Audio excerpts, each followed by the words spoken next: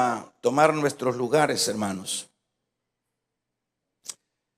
Vamos a hablar en esta ocasión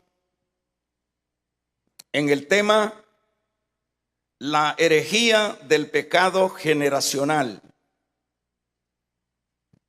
La herejía del pecado generacional.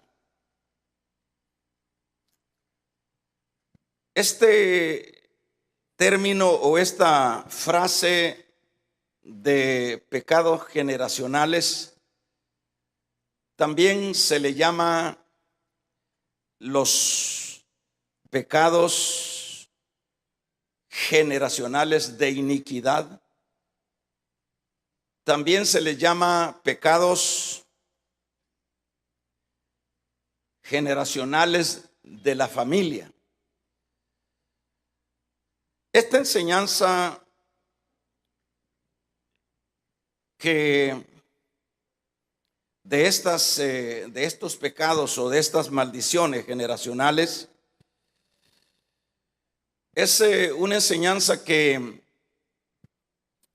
se ha venido expandiendo, predicando en muchos lugares, en muchas iglesias.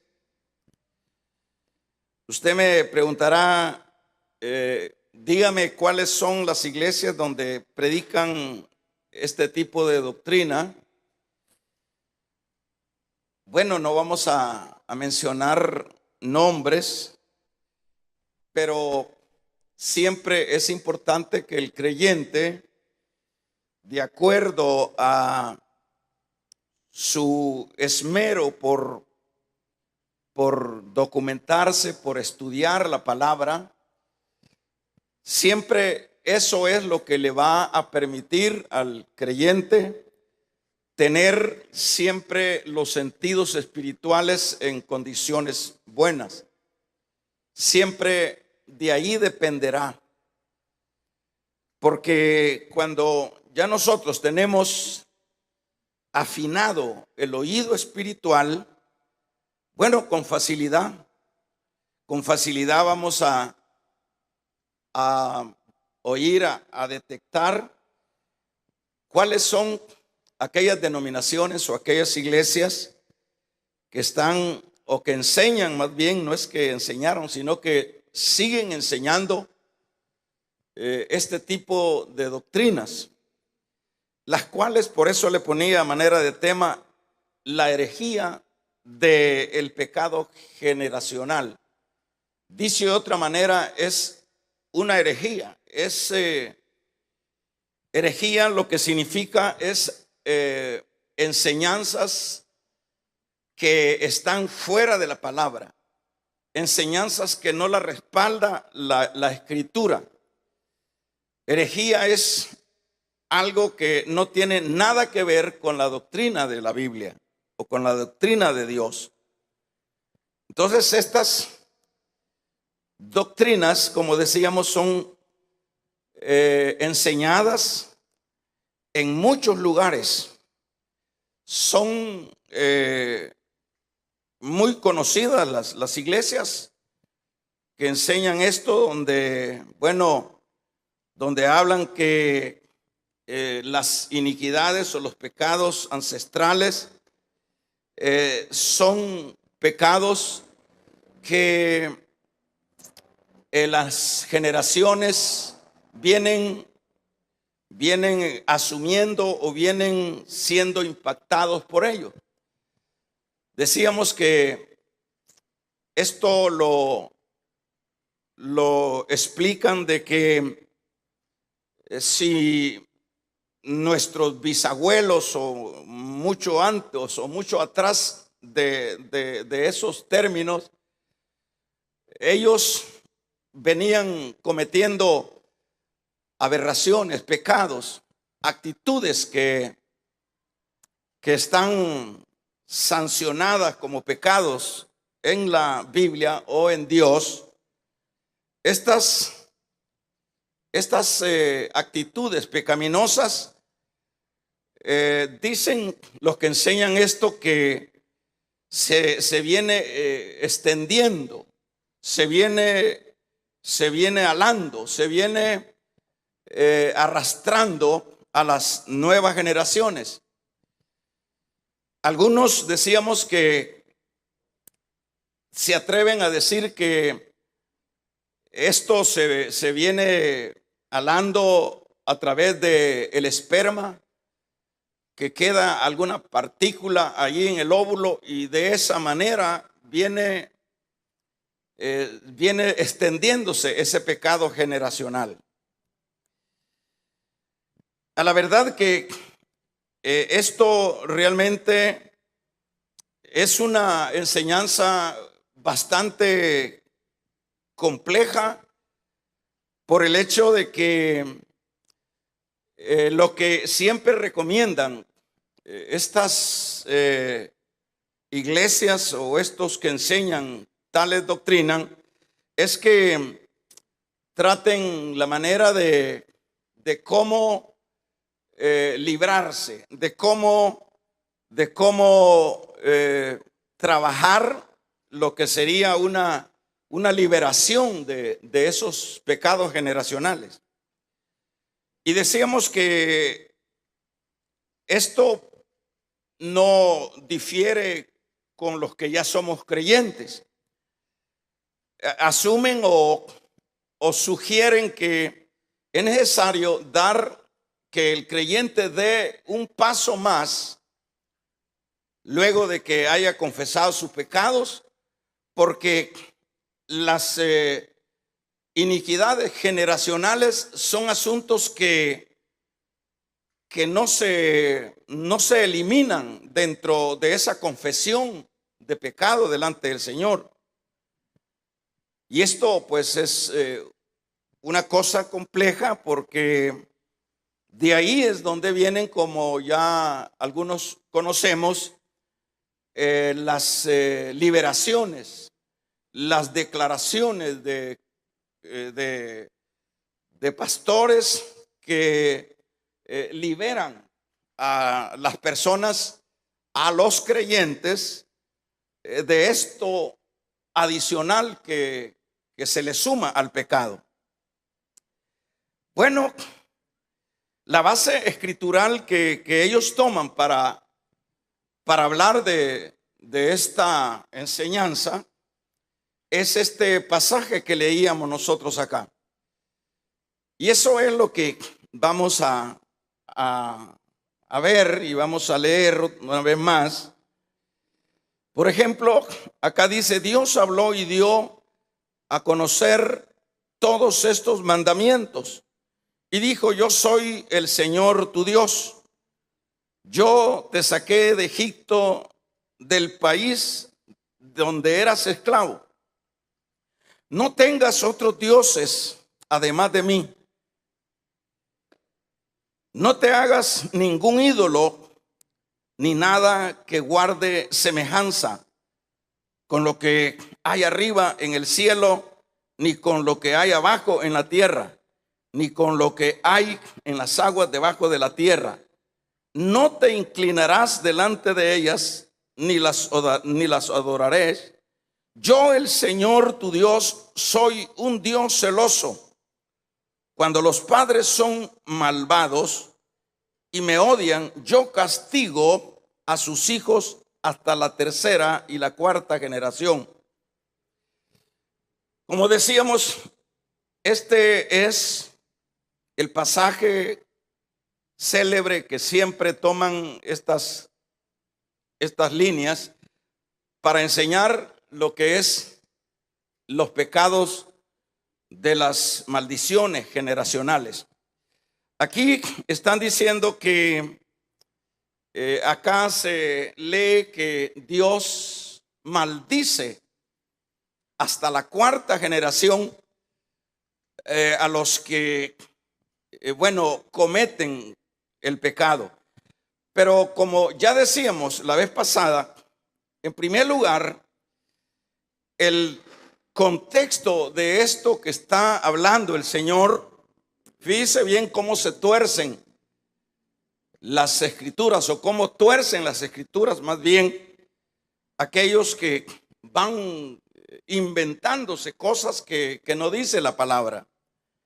En primer lugar, acá está hablando de un pecado muy específico. Y el pecado específico es la idolatría. Está hablando con el pueblo de Israel. Está hablando con Israel, que luego que acaba de salir de Egipto, le está diciendo el Señor, le está mencionando las consecuencias que traerá lo que es la idolatría. Si los padres practican estos pecados idolátricos, que es una de las abominaciones para Dios, bueno, esto dice que tendrá consecuencias hasta la cuarta generación. Entonces, esto lo toman como que es, como que aquí pues Dios está hablando de una maldición para hasta la cuarta generación. Pero acá está tratando un asunto de idolatría. Y lo que está diciendo el Señor acá, en primer lugar, no hay ninguna maldición. Por eso yo leía otra versión acá que dice que no te harás imagen y sucesivamente. Y luego dice, no te inclinarás delante de ellas porque yo soy el Señor celoso. Y dice, cuando los padres son malvados y me odian, yo castigo a sus hijos hasta la tercera y cuarta generación. Acá lo que está diciendo es que si ustedes no se guardan de la idolatría, ustedes como padres no se cuidan de lo que es la idolatría, bueno, lo que va a suceder, dice el Señor en este versículo que está muy claro, dice, yo voy a visitar a sus descendientes hasta la cuarta generación. Pero está hablando de que si los padres están llevando a cabo un pecado que ya se les ha anticipado que no deben de hacerlo, de hecho, los hijos cuando ven que sus padres están practicando, en este caso, el pecado de la idolatría, entonces viene Dios y le dice, van a tener consecuencias sus hijos. Pero lo que Dios quiere acá es evitar que los padres o que los israelitas cometan el pecado de la idolatría. Eso es en primer lugar lo que se está tratando acá. Aquí no hay ninguna maldición de parte del Señor. Lo que dice que yo visito el pecado, es decir, yo voy a llegar a esa persona, si es hijo de ustedes, que sigue el mismo pecado de la idolatría. No está hablando de otros pecados, específicamente está hablando del pecado de la idolatría. Pero le dice, si ellos, si sus descendientes, si ustedes, por desobedientes, practican la idolatría, van a afectar a sus hijos, es decir, los van a enseñar a hacer lo mismo, y esos hijos van a tener la consecuencia, o sea, van a estar delante de mí como personas que también han pecado. Entonces yo voy a visitar el pecado de ellos. A eso es lo que se está refiriendo el Señor acá. Esto, en primer lugar, era también, hermanos, un asunto de Israel, ¿verdad? Con el pecado de la idolatría. No es un asunto con nosotros, con los gentiles. Este es un asunto específicamente de Dios con su pueblo Israel.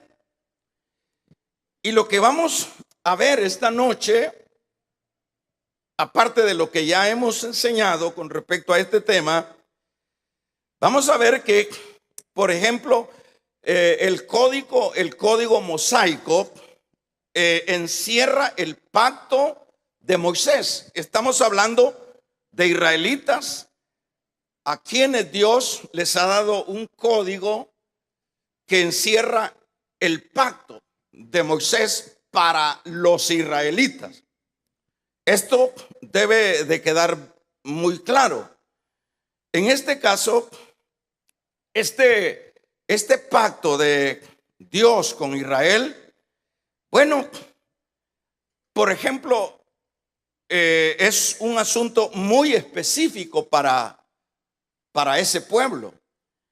Y por ejemplo, ese pacto dentro de esos tratos de Dios con Israel, si nosotros vemos el capítulo número 28 del libro de Deuteronomio, vamos a ver en cuanto a las bendiciones que Dios dice en esas escrituras para con Israel.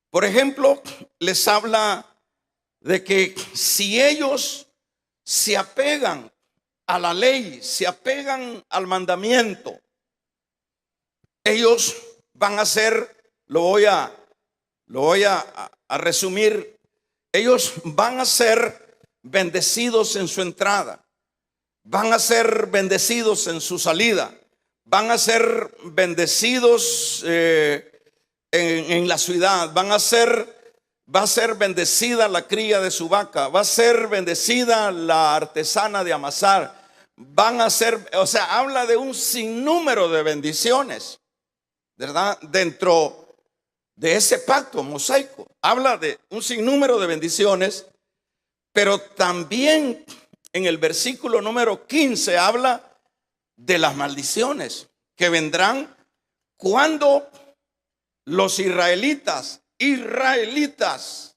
¿verdad? No está hablando de gentiles. Cuando los israelitas no cumplan al pie de la letra lo que es esto que está establecido en el pacto de la ley de Moisés, le dice, vendrán ahora todo lo contrario, será maldita la cría de tu vaca, serás maldito en tu entrada y en tu salida y sucesivamente, ¿verdad?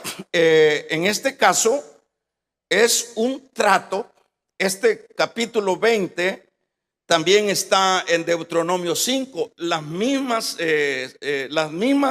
escrituras que toman para formar o enseñar una doctrina como la doctrina de los pecados generacionales. Entonces, en este caso, estamos hablando de un pueblo que no es el pueblo gentil, en primer lugar. Estamos hablando de el pueblo de Israel. El pueblo de Israel estaba enmarcado dentro de un pacto. El pueblo de Israel tenía tratos Dios muy específico con ese pueblo, ¿verdad? Este pueblo tenía que ser estrictamente cuidadoso con apegarse a lo que era el mandamiento de la ley, ¿verdad? Y cabe aclarar que la ley nunca, porque muchas veces nosotros escuchamos que en el pasado pues era la ley la que salvaba. La ley nunca ha sido para salvar a nadie. La ley que nosotros vemos que estipula el Señor para Israel era una ley que solamente la función de ella es, como dice Pablo allá a los romanos, la ley era el ayo. Y cuando habla que la ley era el ayo, la ley era como el maestro o la maestra que le estaba enseñando a los alumnos, cuáles eran las cosas que desagradaban a Dios, ¿verdad? Cuáles eran la manera de cómo se debían desarrollar ellos. Es decir, la ley no vino para salvar a nadie. La ley era nada más códigos, nada más eran aspectos puramente de trasladar lo que era el deseo de Dios, el plan de Dios, y de qué manera es que ellos se tenían que desarrollar en su vida. Es decir, esas eran las funciones del ayo o de la ley. Pero también en el caso de la ley, fíjese que hay otro trasfondo en ella. Es decir, tampoco que quieran decir que la ley era para salvar y que al cumplir la ley la persona se salvaba. No, la ley tenía también otro trasfondo. Primero era enseñarle al alumno cuáles eran sus deberes. Segundo, dentro de ese trasfondo era mostrar a través de los aspectos ceremoniales y todas esas otras cosas de sacrificio que mandaba la ley, también estaba tipificando la salvación por medio de la fe a través de un cordero perfecto. Es decir, la ley no tenía nada que ver. Ahora vamos a ver en el caso nuestro, todo este asunto era bajo el pacto mosaico. Y en este caso, esto no tiene nada que ver con la iglesia. Es decir, que a mí me están enseñando que mis problemas pueden ser problemas de enfermedades o conductas pecaminosas que yo estoy desarrollando o que mi familia está desarrollando. No tiene nada que ver con que se interprete que esto es pues una maldición generacional. Esto no tiene nada que ver con lo que es en este caso la iglesia. Nada que ver en estos asuntos que a uno le digan, mire, el problema es que su hijo es borracho es porque quizás sus abuelos y todos sus antepasados tenían esa actitud de alcoholismo, y que si dentro de la familia hay personas homosexuales o actitudes como esa, es decir, estos que enseñan estas cosas mandan a sus feligreses a que examinen y que exploren dónde está ese vínculo que viene a afectarles a ellos, y que probablemente habían homosexuales en el pasado. La homosexualidad no es un asunto que tampoco se trae, hermanos. La homosexualidad es un pecado, y por eso se recomienda, por ejemplo, y no es el tema, ¿verdad? Pero la homosexualidad es un asunto de descuido de los padres, ¿verdad? Por eso dicen que el niño desde vamos a ver, desde 18 meses hay que separarlo de la mamá y hay que apegarlo al papá. Es decir, psicológicamente así lo mandan. Dice que no es bueno que el niño esté en la náhuatl todo hasta los 18 meses. Es necesario, y luego hay que separarlo y que el papá cumpla el rol de ser su amigo y sucesivamente, ¿verdad? O sea, no son enfermedades, no es que el niño ya nació así. Todo es un cuidado, ¿verdad? Es un cuidado que se requiere de los padres. Los padres tienen que cubrir esa parte emocional de los muchachitos, o viceversa, sean las mujeres, ¿verdad? Para equilibrar, porque la tendencia pecaminosa es bien complicada en el ser humano. Por ejemplo, si al niño le están comprando muñequitas, al niño le están dando tratamientos que es para una niña, pues no dude que lo va a ir afectando. y cuando menos se acuerda, ese niño va a tener problemas de entidad.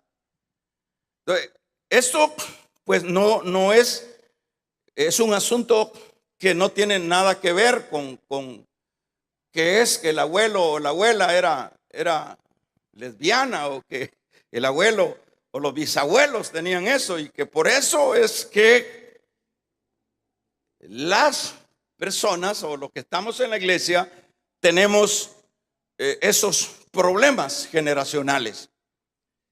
Realmente es bastante complicado esto, hermanos. ¿Por qué es bastante complicado? Porque cuando nos van enseñando eso, por ejemplo, donde se enseñan estas cosas, la gente lo cree ciegamente. ¿Por qué lo cree ciegamente? Porque lo que dice el pastor, eso es. Pero no debemos de ser nosotros, como ya lo he dicho yo, como el católico, que lo que diga el cura, eso es el todo. Por eso nosotros tenemos que estudiar la Biblia. Por eso nosotros tenemos que estudiar la palabra, ¿verdad? Nosotros tenemos la Biblia, las escrituras, como se dice, interpretan las escrituras. Las escrituras mismas se interpretan ellas mismas, pero hay que estudiarlas, ¿verdad? Hay qué difícil es, porque como ya lo hemos dicho, cuando ya en una iglesia nos están metiendo esto, es una cosa que no va a ser fácil liberarse de aspectos o de enseñanzas de este tipo, hermano. Son asuntos que, por eso es que, en primer lugar, el creyente no se debe idolatrar de nadie, de nadie, de nadie.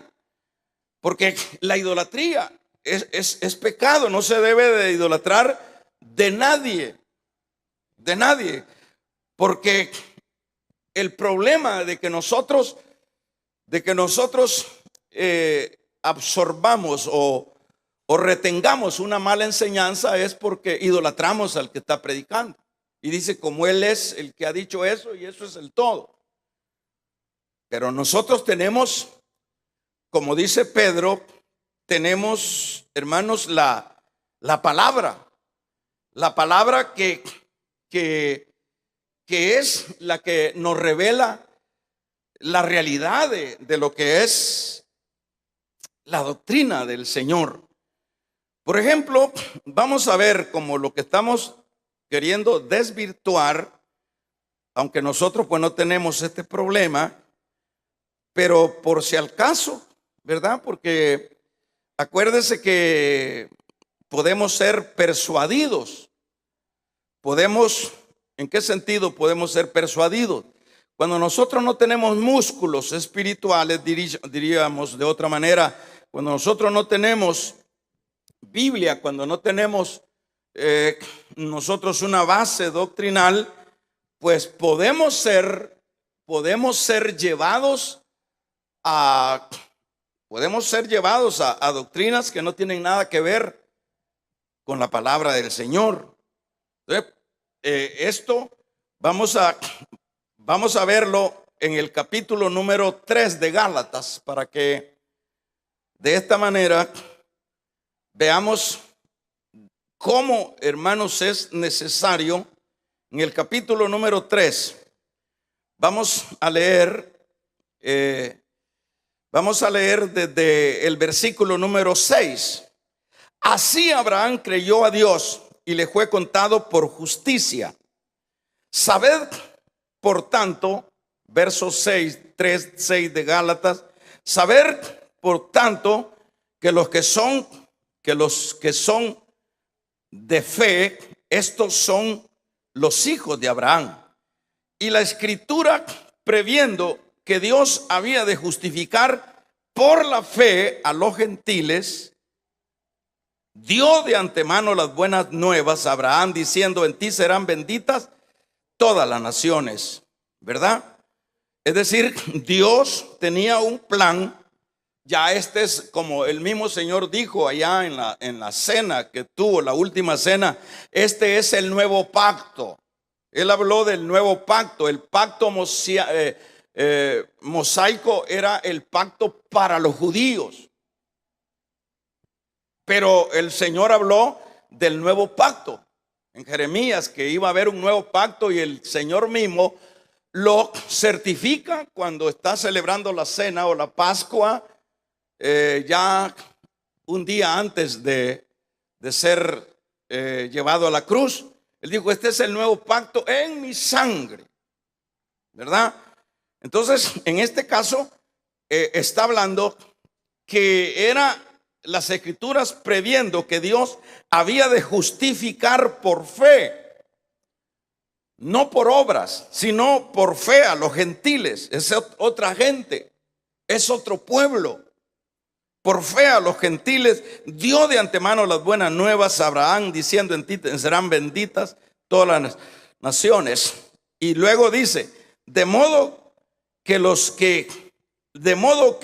de la fe son beneficiados con el creyente Abraham. Veamos lo que dice el verso 10: porque todos los que dependen de las obras de la ley están, ¿qué dice? ¿Ya lo está leyendo el verso 10? Están bajo maldición, pues escrito está: maldito todo aquel que no permaneciere en todas estas cosas escritas en el libro de la ley para hacerlas. Mire, este era el pacto antiguo, este era el pacto para los judíos. Y dice, entonces, cuando se está enseñando en las iglesias maldiciones generacionales basado en el capítulo 21 en adelante del libro de Éxodo, yo pienso que debemos de separar lo que es una cosa con lo que es la otra cosa. Debemos de saber que ese es un trato judío. Debemos de saber que eso es un trato judío, es un pacto judío, donde es más, en ese pacto habían bendiciones y habían maldiciones. Bendiciones para los obedientes del pacto de la ley o de Moisés, y maldiciones para los que eran desobedientes a ese pacto. Pero son tratos diferentes. Pero cuando venimos nosotros a querer meter aquello a esto que es, en este caso, la iglesia, dice: porque todos los que dependen de las obras de la ley están bajo maldición. Entonces quiere decir que si yo, Éxodo 20, quiero meterlo, es asunto de la ley, es asunto del antiguo pacto, y yo quiero meterlo en el nuevo pacto, o sea, podemos ver con claridad lo desfasado que esto se ve. Porque dice: porque todos los que dependen de las obras de la ley están bajo maldición, pues escrito está: maldito todo aquel que no permaneciere en todas las cosas escritas en el libro de la ley para hacerlas. Y que por la ley ninguno se justifica para con Dios. Es evidente, porque el justo por la fe vivirá. Y la ley no es fe, sino que dice: el que hiciere estas cosas vivirá por ellas. Eso es lo que decía. No dice se salvará por ellas. El que hiciera algo de la ley vivirá por ellas, pero no hay salvación en la ley. Pero en el caso de lo que es la iglesia es otra cosa. Y dice: y que por la ley ninguno es justificado para con Dios. Es evidente, porque el justo por la fe vivirá. El justo por la fe vivirá. Dicho de otra manera, ya para nosotros no hay otro trato, sino que ni por obras, sino específicamente por medio de la fe. Ahora vamos a ver lo que decía, lo que leíamos en Jeremías. Váyase al capítulo número, vamos a leer algunos capítulo número 31 de el libro de Jeremías, cuando dice Jeremías 31, ya lo tenemos, vamos a ver, dice el versículo 29 en adelante, habla de que los padres no llevarán la dentera de los hijos. Vamos a ver, del 29 en adelante.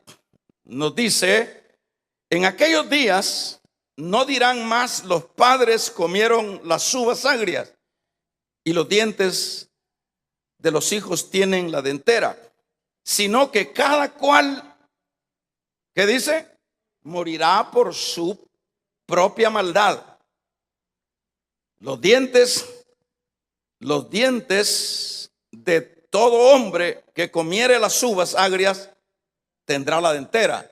Dicho de otra manera, todo aquel que peca, ese es el que tiene el pecado. Y en este caso no se puede involucrar que el pecado de mi mamá, que el pecado de mi papá, que el pecado de mi abuela, que el pecado de... Que no, este es un asunto muy, muy personal. Todo hombre, dice acá, todo aquel que coma las uvas agrias, es decir, todo aquel que peque, va a tener la dentera, es decir, va a tener las muelas cariadas. ¿Verdad? Eso es así, ¿verdad? Que el que no se cuida los dientes se le carean. Entonces, el que no se cuida del pecado, cae en el pecado. Entonces, aquí no tiene, por eso decíamos que la escritura interpreta la escritura. Aquí estamos hablando, la misma escritura está diciendo, no, ¿y de dónde se han sacado esos pecados generacionales para la iglesia? Si yo digo, vendrán días, dice el verso, en aquellos días no dirán más, los padres comieron las uvas agrias y los dientes de los hijos tienen la dentera. Aquí no es herencia, sino que cada uno. Y Ezequiel capítulo número 18, corriendo, nos dice también esta misma idea. Cuando habla el libro de Ezequiel, el verso 18, leámoslo corriendo, y vamos a ver en el verso número 4 hasta el 6, vamos a leer. ¿Qué nos dice? He aquí que todas las almas son mías. Como el alma del Padre, así el alma del Hijo es mía. Y luego dice, el alma que pecare, esa morirá. Así sencillo. Y el hombre que fuere justo e hiciere según el derecho y la justicia, que no comiere sobre los montes, ni alzare los ojos a los ídolos de la casa de Israel, ni violare a mujer de su prójimo, ni se llegara a la mujer menstruosa, ¿verdad? Está hablando, sobre todo estos versículos del 4 al 6, está hablando, alma que pecare, esa morirá, ¿verdad? Bueno, pecados todos traemos. Dijo el Señor en Juan capítulo 8, le dijo cuando traían los mismos israelitas, traían a matar a una mujer que habían hallado en el acto de adulterio, el Señor le dijo, el que esté sin pecado, tire la primera piedra. Pero ¿qué pasó? Es decir, todos tenemos la dentera, todo, pero eso es un asunto muy personal. Y luego empezaron a examinarse los que llevaban la piedra. ¿Y qué sucedió?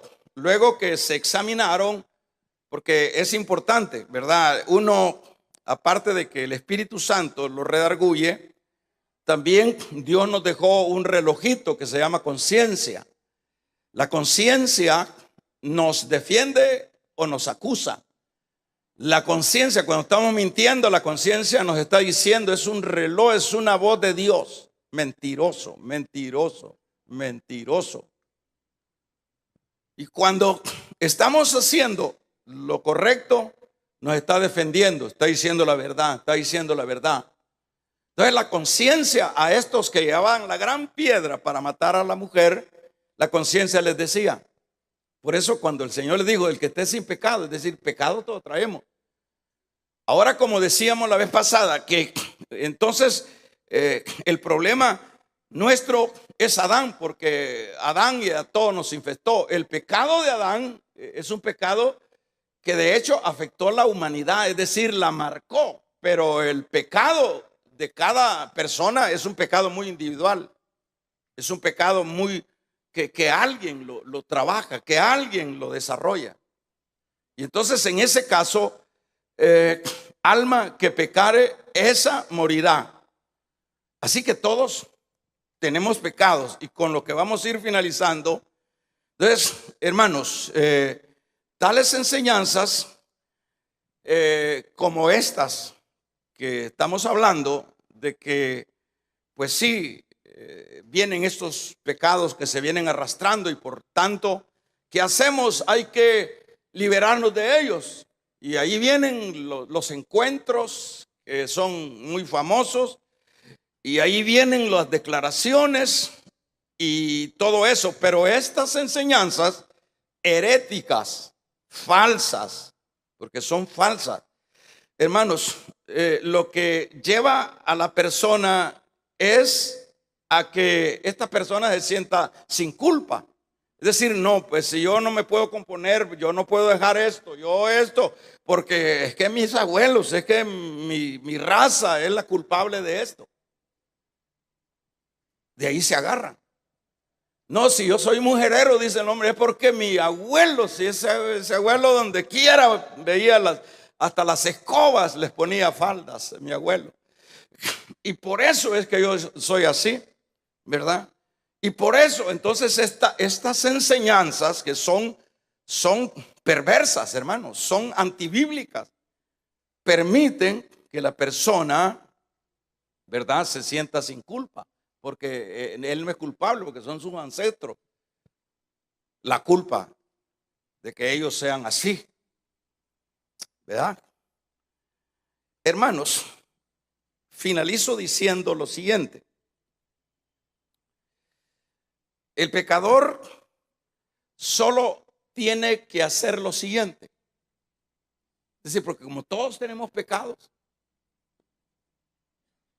y nadie está exento del pecado, lo que tiene que hacer el pecador, e incluyéndonos nosotros como creyentes, porque seguimos siendo pecadores solo que arrepentidos, pero ahí estamos muchas veces cometiendo aquello que no debemos de cometer por nuestra naturaleza caída. Pero ¿qué es lo que tenemos que hacer? Lo que tenemos que hacer es tener un verdadero arrepentimiento. Eso es lo que tenemos que hacer. No hay que ir a hacer una limpia, no hay que ir a un encuentro para que nos saquen los animales y así vamos a quedar libres. Lo que tenemos que hacer nosotros es tener un verdadero arrepentimiento. Hay que arrepentirse de verdad, pues. ¿Verdad? Eso es lo que se tiene que hacer. Y la sangre de Cristo tiene poder. Vamos a regalarle ofrenda de palmas al Dios de la gloria. Y la sangre de Cristo tiene poder. Dice el libro de Hebreos, que ya leíamos, es interesante ver cómo lo vamos a leer, y con esto vamos cerrando. Dice en el capítulo número 10, corriendo, dice en este capítulo número 10, el libro de los Hebreos, el versículo, vamos a ver el versículo número 14, ¿verdad? Porque como decíamos, lo que necesitamos es un verdadero arrepentimiento. Y cuando estemos bien arrepentidos, verso 14 dice, porque una sola ofrenda hizo perfecto para siempre a los santificados. Una sola ofrenda. O sea que cuando, fíjese lo mal que están los que enseñan estas doctrinas, estas herejías, están prácticamente ofendiendo a Dios, están en contra del sacrificio perfecto que hizo Dios a través de su Hijo en la cruz del Calvario. O sea, están diciéndole, no fue suficiente eso. Esa es una herejía, es una cosa terrible. No es suficiente eso, porque entonces tenemos que hacer nuestra parte, tenemos que limpiarnos de esas iniquidades, tenemos que hacer esas declaraciones, tenemos que trabajar, porque de lo contrario vas a seguir afectado toda tu vida. Pero aquí dice este verso 14, porque con una sola ofrenda hizo perfecto a los santificados. Una sola. Así que dice, si el Hijo os libertare, dice también la misma palabra, si el Hijo os libertare, seréis verdaderamente libres, ¿verdad?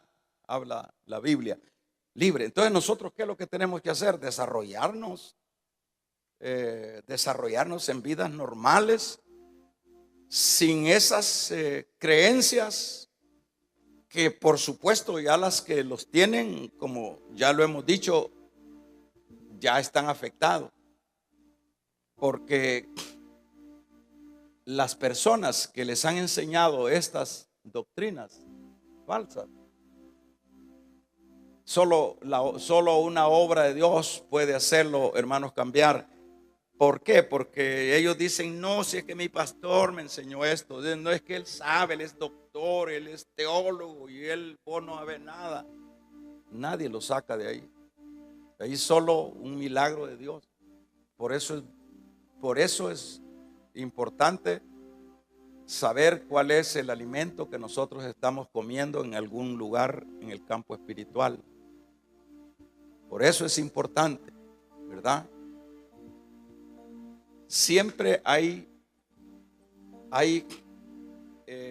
diríamos, discrepancias en las diversas iglesias, ¿verdad? Siempre hay, pero uno debe de acostumbrarse a la comidita conocida, porque luego puede salir ahí hablando raro, ¿verdad? Por eso hay que cuidarse y dé gracias a Dios, pues que aquí tratamos la manera de darle lo que está en la Biblia. Y usted está llamado a no creer nada que no esté en la Biblia. Estamos llamados a aceptar lo que está en la Biblia, no lo que digan los hombres. Cierre sus ojos.